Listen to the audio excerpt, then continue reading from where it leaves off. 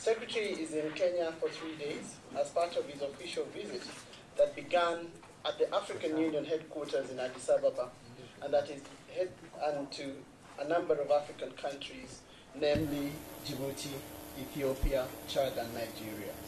On behalf of His Excellency the President, the government and the people of the Republic of Kenya, and indeed on my own behalf, I take this opportunity to express our utmost gratitude to Secretary Tillerson for his historic visit. Visiting Kenya as part of his first official tour of Africa is not only a great testament to, but a timely reaffirmation of a deep historical and strategic relationship between Kenya and the United States of America. Late this afternoon, Secretary Tillerson had the opportunity to meet and hold bilateral talks with Excellency President Uhuru Kenyatta, during which a range of issues were discussed and modalities of follow-up of agenda agreed upon. During their meeting, President Kenyatta expressed his satisfaction at the existing strong bilateral cooperation on a wide range of issues and areas. He reaffirmed his commitment to continue working closely with the administration of the United States on matters of mutual interest. The discussion focused on priority areas of cooperation, including their shared conviction in the fight against terrorism, radicalization, other transnational crimes, as well as regional peace and security, and more importantly, our economic partnership. On the bilateral front, President Kenyatta shared his focus on the Big Four agenda, which aims at improving livelihoods, creating jobs, and growing the economy of Kenya by focusing on critical areas of our economy in the next 5 years. He urged the government of the United States of America to support the implementation of the Big Four and observed with delight the steps taken by a number of American companies, including Bechtel International, to set their African headquarters in Nairobi and their readiness to commence in investment in construction of a number of infrastructure projects. The President also expressed his appreciation that all processes are now complete in readiness for the inaugural direct flight between Nairobi and New York, and expressed his optimism that this direct flight between our countries will boost people-to-people contacts and trade between our countries. In our exchange of views with Secretary Tillerson, I have reaffirmed, and the President as well has reaffirmed, Kenya's commitment to the values of democratic governance, constitutionalism, the rule of law, and human rights. We underscored the importance of respecting established democratic institutions as the basis for entrenching democratic governance across the globe. We noted the exponential growth of trade between our countries, and we hope that we can begin to negotiate towards concluding a framework that will succeed AGOA when it comes to an end in 2025. At the regional front, Kenya sits in a fragile region with numerous security threats. We commend the government of the United States of America for the existing robust partnership and support to us in the area of security, military, and intelligence cooperation. In this area, the President urged and Secretary Tillerson reaffirmed the commitment of the two countries to continue working together in the fight against terrorism, in countering violent extremism, and other security threats. We especially welcome the continued support of the USA to AMISOM. We in Kenya, like other troop-contributing countries, believe in the need for sustained engagement in order to sustain the gains made and to create an enabling environment to turn Somalia around. On South Sudan, we noted the slow progress in the IGAD high-level revitalization process, and we share very deep concerns about this crisis that is impact on large numbers of people. But President Kenyatta reaffirmed Kenya's continued demonstrated commitment towards our effort to restore South Sudan to normalcy. In reference to environmental and wildlife conservation, we appreciate the long-time support from the US, especially against illegal poaching and trade of wildlife trophies obtained from endangered species. And we continue to urge for the US support in this endeavor in order that we can sustain and preserve our common humanity. I wish at this point to thank Secretary Tillerson for this historic visit. We hope you'll come back again to enjoy the fauna and beauty of our country that we hold in trust for humanity. And we hope that this time we'll also take some time to enjoy a little bit of that menu. It is now my honor and pleasure to invite the Secretary of State of the United States to make his remarks. Secretary, please. Well, thank you so much, Secretary Juma, for the welcome, and congratulations on your recent confirmation to your new position. And I truly enjoyed coming to Kenya and to continuing the work of the United States in this enduring partnership between our two countries. I do want to congratulate President Kenyatta and opposition leader Odinga on their meeting this morning and their joint announcement. This is a very positive step in our view, and while we know addressing Kenya's ethnic and political divisions will take some time and effort, today both of these men showed great leadership in coming together in the agreement that they signed today. And the United States looks forward to supporting the process that was announced this morning to bring the country together and to address the various national divisions. Kenya is a leader in Africa and a longtime partner of the United States, and we are steadfast in our support for Kenya. Tomorrow, on behalf of the American people, I will pay my respects to those who died 20 years ago in the U.S. Embassy attacks here and in Dar es Salaam. Tragically, we still are confronted with the face of terrorism. During our meeting today, we discussed threats facing Kenya, Africa, and the global community. The United States appreciates our security partnership with Kenya and our shared fight against terrorism. We recognize the 4,000 Kenyan troops serving in Somalia as part of AMISOM to counter al-Shabaab and bring stability to that country. Kenya is a country of tremendous opportunity, with a fast-growing GDP at more than 5%, a vibrant culture of entrepreneurship, and a regional economic leader. We're eager to find more ways to work with you to grow our economic cooperation. In 2016, total trade between our countries was just under $1 billion. I know we can do much more, and we look forward to growing our trading relations. We commend the government's Big Four economic growth initiative and look forward to deepening the ties between American and Kenyan business communities to support this effort. As the Secretary already commented on, we shared our concerns during our discussions with the President about the importance of democratic institutions and Kenya as a leading democracy in Africa. We believe that there are actions that need to be taken in Kenya and that they need to correct certain actions like shutting down TV stations and threatening the independence of the courts. I know Kenya takes these matters seriously. A free and independent media is essential to safeguarding democracy and giving all Kenyans confidence in their government. The United States looks forward to growing our comprehensive relationship with Kenya. Our commitment is not to one party, but to all of the Kenyan people. We stand ready to assist Kenya and the Kenyan people as they move forward on what we know will be a very bright future. Thank you very much.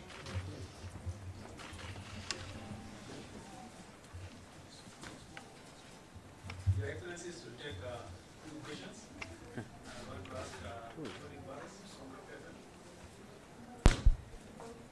ask Karibu Kenya, Secretary Tillerson. Given the timing of the commitments to unity by President Uhuru Kenyatta and Raila Odinga, given it preceded your arrival, did the U.S. have anything to do with that mediation?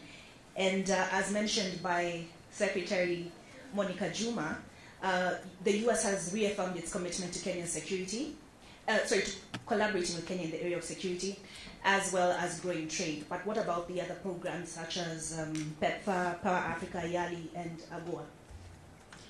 Well, I think the U.S. obviously has been very supportive of Kenya's journey moving forward after what's been a difficult election period. and we were very, very encouraged and pleased to see the two leaders come together today. But I think we really want to give them the credit. This was very important, I think, action on their part to show that they're ready to work on behalf of all Kenyans, regardless of party, and begin to really take this long journey that's necessary to restore the country, eliminate these divisions that are creating obstacles to Kenya's future. And so all the credit goes to the two leaders this morning that came together in a very important agreement. We have another question from Nick Williams.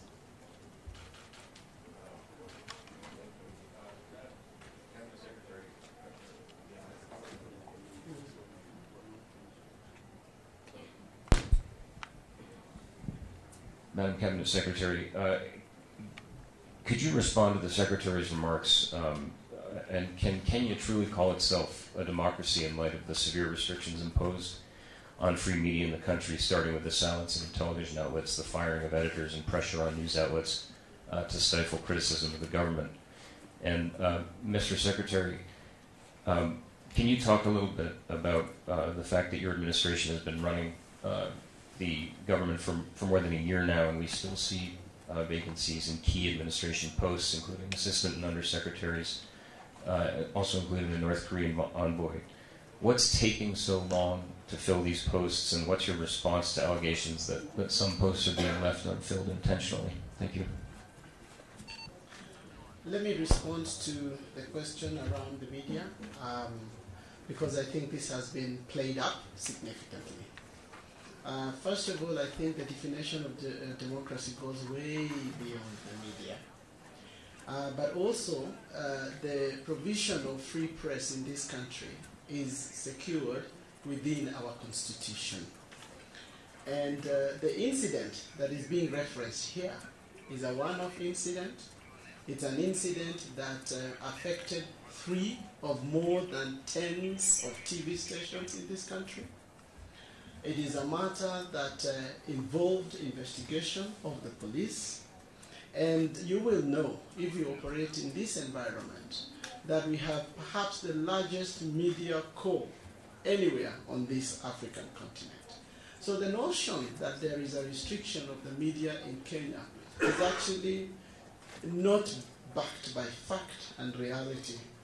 And this country, I think it is important for me to emphasize that we bestowed upon ourselves a progressive constitution because we believed that only that constitution, only those liberties, only those privileges guaranteed by the constitution would help us to realize our full potential as a country. And that involves a whole range of rights and protection of institutions beyond the media. And I have to say this, that since this process began, the search of that new constitution, which was 3 decades ago, up and until 2010, when we promulgated the 2010 constitution. And from 2010 to today, including in the event that Secretary of State was referencing this morning, are all indications of our fidelity to our aspiration to deepen our democratic credentials. And therefore, I want to put it to everyone here that the democratic project in this country is on the right trajectory, and it is not under any form of threat whatsoever. Well, I think this is a question you're probably going to be asking the day the end of the first term of this administration ends. We have a number of nominees in the system, as you well know. We've had a number that have been confirmed this year. There are several waiting on their hearings to be scheduled before the relevant committees. But as you well know, the process is a fairly rigorous one from the time we select an individual they agree to serve, to go through their clearance processes, to go through the clearance both from a standpoint of security but also the clearance with the White House process, and then make their way over to be nominated directly for consideration by the confirmation by the Senate. And along that way, not surprisingly, sometimes things come up and people decide they don't want to proceed any further, or things come up that disqualify individuals. That's why we have a clearance process. It's an important element of the whole process of naming and confirming people, so that when they are confirmed and they're ready to serve, there's no question that they meet all the qualifications as well. And when that happens, we have to start the process over, and that's happened to us on a number of occasions. I think with respect to the open positions, I've said this many, many times, I'm going to stick with what I've said and stand by it.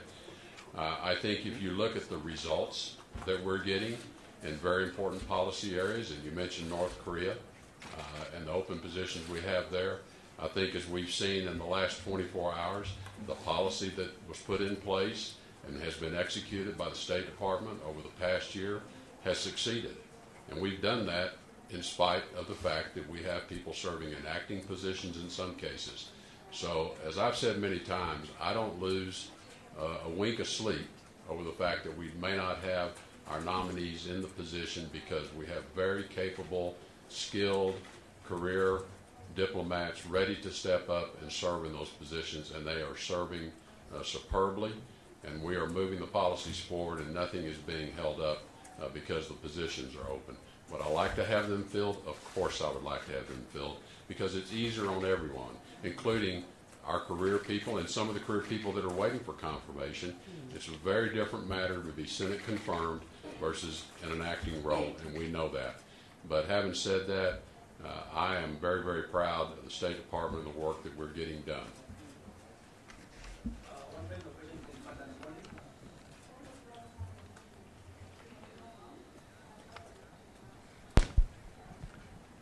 Thank you. It's Ferdinand from the BBC. The United Nations accuses Kenya and Uganda of aiding the conflict in South Sudan by supplying arms at a time when the U.S. is pushing South Sudan's neighbors to enforce an arms embargo. What's the U.S. position in this, and what actions, if any, are being taken? Well, the U.S. believes that the arms embargo should be enforced, and that's our position has been very clear on that. I also have to state here that Kenya is not involved in any supply of arms to any of the parties. For the longest period of time, Kenya has been involved in the search for peace in South Sudan. And it would be foolhardy that we would invest in the search for peace while at the same time arming parties to that conflict. We take the first unintended consequences, including large numbers of refugees that are already flowing into our territories. So I have to make it abundantly clear that Kenya has no intention of exacerbating that conflict, that Kenya is engaged in terms of efforts to normalize South Sudan, and it is not in our policy or our intention to get involved in supplying arms to either South Sudan or any other country for that matter.